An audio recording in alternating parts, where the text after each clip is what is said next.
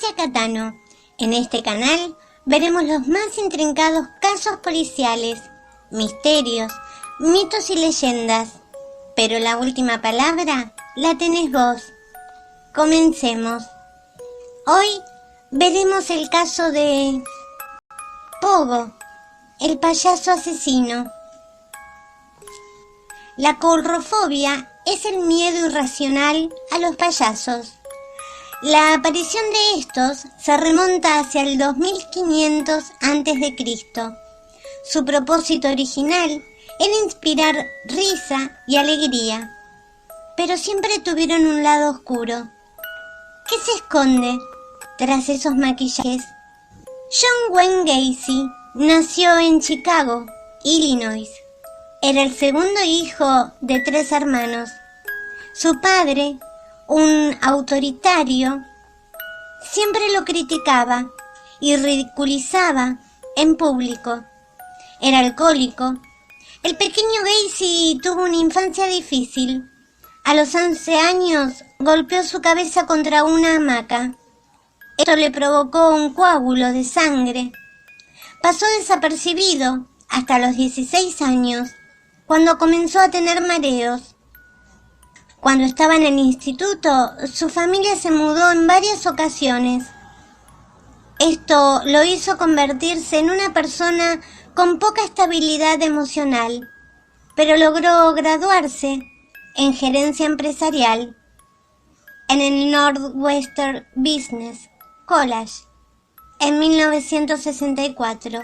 Tras unas prácticas, fue promocionado y transferido a Springfield, en Illinois.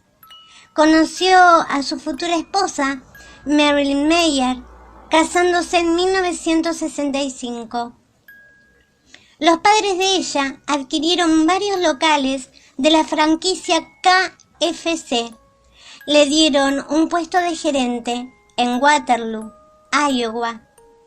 Viviendo allí, tuvo 2 niños y formó parte de organizaciones caritativas. Pese a su estabilidad familiar, había rumores de su homosexualidad que pronto corrieron por su vecindario. Se decía que Gacy había realizado propuestas íntimas a jóvenes que trabajaban en el restaurante. A pesar de todos estos corrillos, el Jaycees Club lo nombró honorable vicepresidente del Jaycees de Waterloo en 1967. Su vida profesional era perfecta, pero no su vida personal. Fue infiel varias veces y comenzó a tomar sustancias. Construyó una habitación en el sótano, donde invitaba a jóvenes a beber e intentó tener relaciones con algunos de ellos.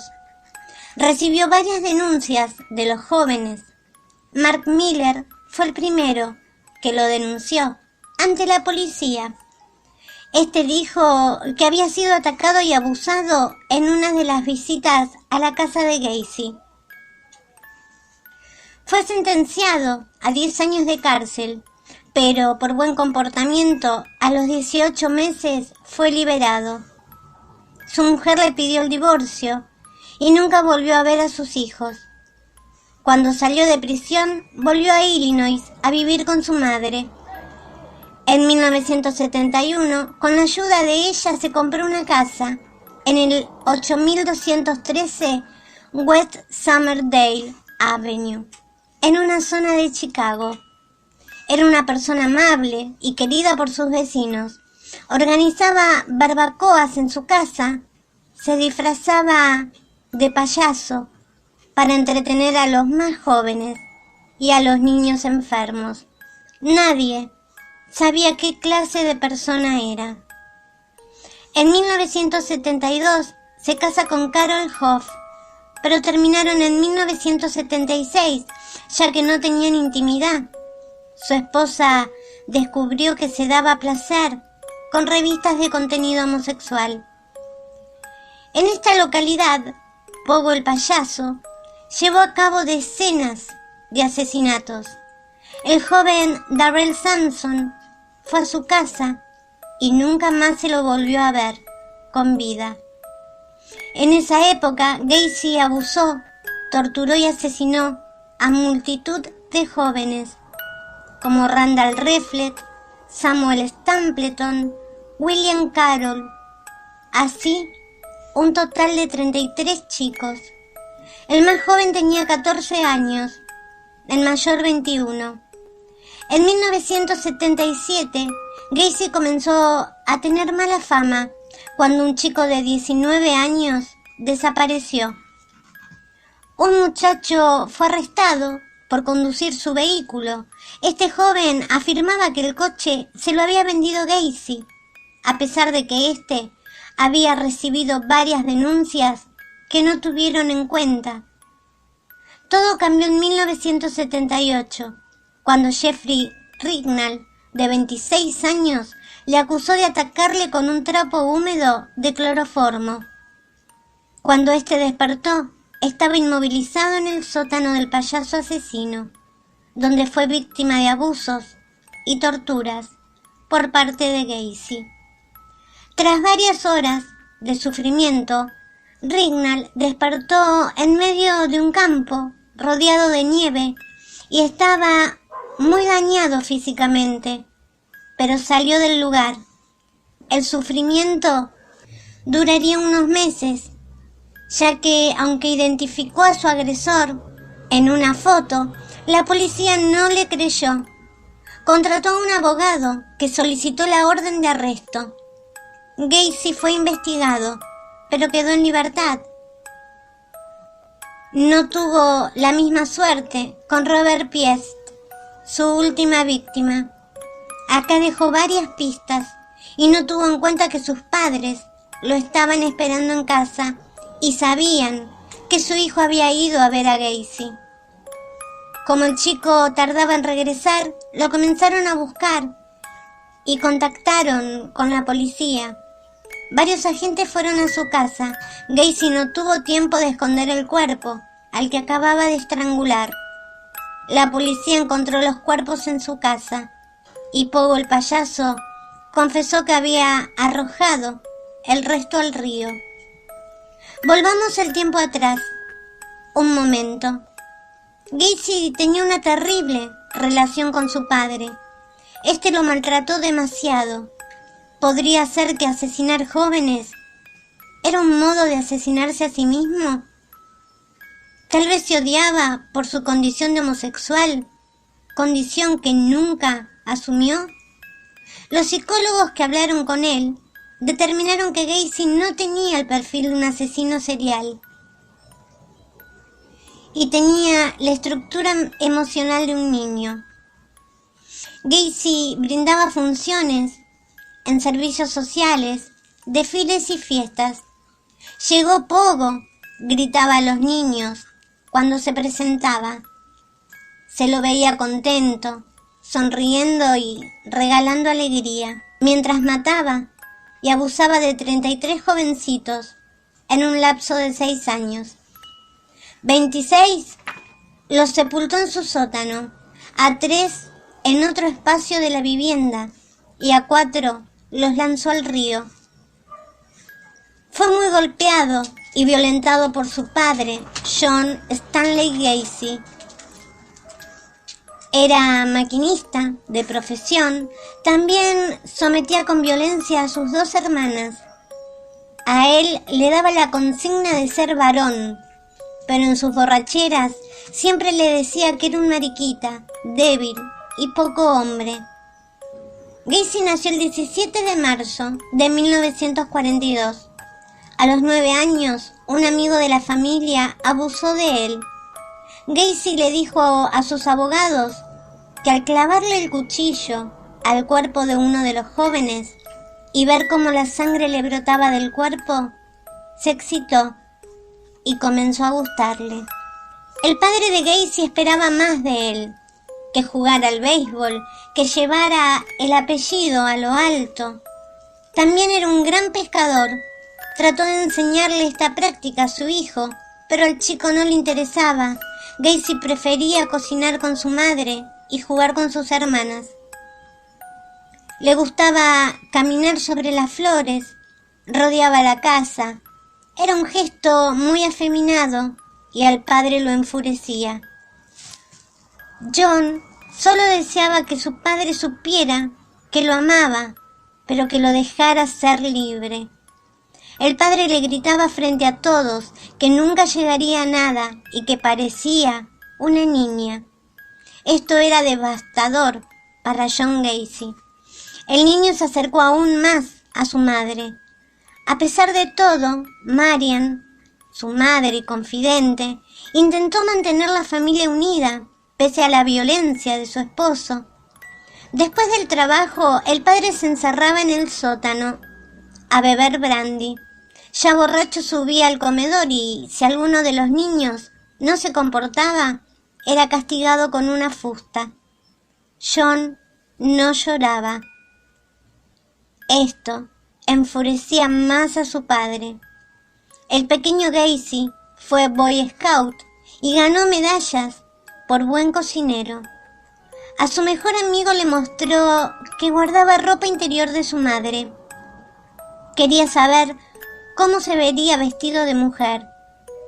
Quería ser aceptado, reconocido, y lo logró solo cuando se alejó de su padre. Pero su personalidad lo sobrepasaba.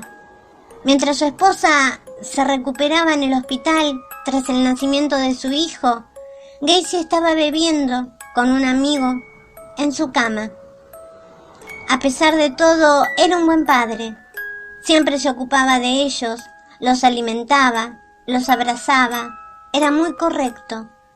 Cuando los padres de Gacy fueron a conocer a su nieto, el payaso Pogo, por primera vez en su vida, vio orgullo en el rostro de su padre. Era un padre de familia, pero su compulsión íntima no lo dejaba en paz.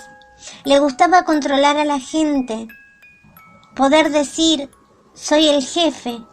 Era ambicioso, tenía carisma. Con esto congregaba personas en un motel, empleados, mujeres de la noche, y a veces participaba su esposa en estas bacanales.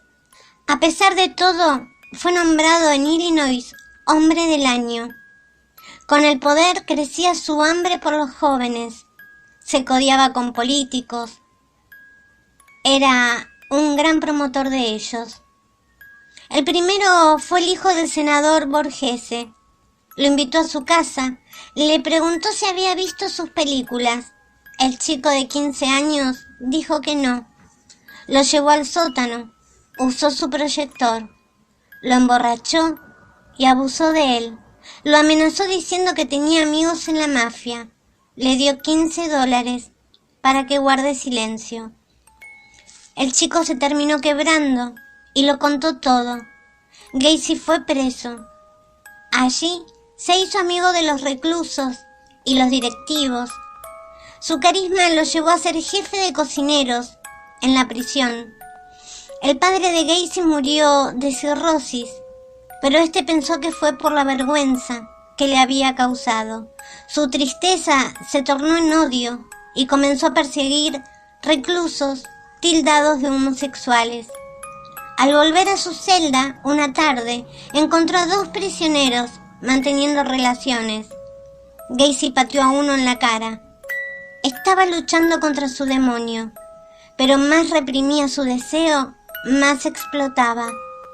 Mataba cada 2 o 3 semanas. La policía consiguió una orden. En su casa encontraron pertenencias de las víctimas, pero sin cuerpos no había crimen. Lo vigilaron las 24 horas. Gacy le llevaba comida a los policías que estaban en el patrullero fuera de su casa. Uno de los policías detectó un hedor que salía del interior de la casa de Pogo. Con una segunda orden los policías entraron, bajaron al sótano y exhumaron un hueso humano. El 18 de diciembre de 1978 fue arrestado por homicidio. En la comisaría bromeó con la policía. Se le preguntó dónde había nacido. Gacy miró al cielo y dijo, en estado de confusión. Dijo que tenía un desorden de personalidad y no era responsable de sus crímenes. Esto fue descartado. Cuando su madre y sus hermanas conocieron realmente a John Gacy, lo odiaron. Pero su madre dijo: como madre lo adoro. ¿Cómo dejar de hacerlo? En febrero de 1988, el payaso Pogo, de 38 años, enfrentó juicio en Chicago por el homicidio de 33 varones. Sus abogados alegaban locura para que lo envíen a un psiquiátrico. A él no le preocupaba ser considerado un asesino en serie. Al contrario, le preocupaba que pensaran que era homosexual, acusación que negó. Él dijo: definitivamente no lo soy. No tengo nada contra los que lo hacen y no niego que me vi envuelto con esos hombres, pero yo soy bisexual. El 13 de marzo de 1980, Gacy fue declarado culpable y condenado a muerte. Se asesoró con sus abogados y pidió hablar con sus acusadores. Dijo: los felicito por haber hecho un buen trabajo. Hicieron lo que debían hacer y los respeto por esto. Incluso los felicito por la condena. Fue enviado al pabellón de la muerte en Illinois. Sacó provecho de su celebridad asesina. Se hizo artista. Sus cuadros eran pagados por los que apreciaban la imagen del payaso asesino. En 1988, Gacy explotó esa fama. Anunciando su inocencia, escribió el libro Cuestión de duda. En él se hacía pasar por la víctima número 34, diciendo que sus trabajadores habían plantado los cuerpos hallados en su casa. Él dijo: tienen la idea de que soy un asesino, homosexual, de que merodeaba por las calles, que asediaba a jóvenes y los mataba. Si ven mis horarios de trabajo, verán que nunca llegué a salir. Marion, su madre, dejó de creer en él. Tras una serie de ataques, perdió todo recuerdo de su hijo y sus crímenes. Murió en 1989. El 10 de mayo de 1994 llegó la fecha para la ejecución de Pogo. Debía morir por inyección letal en la prisión estatal de Joliet, al sur de Chicago. En sus horas finales estuvo con su hermana Karen. Las personas se reunieron fuera de la prisión para celebrar la ejecución. A las 12:48 de la madrugada, Gacy cerró sus ojos para siempre. Tenía 52 años. Los forenses extrajeron su cerebro para estudiarlo, pero no encontraron ninguna anomalía. Antes de morir, el payaso Pogo dijo: matarme no hará regresar a ninguna de las víctimas. El Estado me está asesinando. Bésenme el... Nunca sabrán dónde están los otros. ¿Qué piensan ustedes de este caso? John Wayne Gacy desató su instinto asesino porque odiaba su propia elección de vida. Elegía jóvenes pensando que así mataba su sufrimiento adolescente. Recordemos que era mentalmente normal, carismático, buen empresario, inteligente.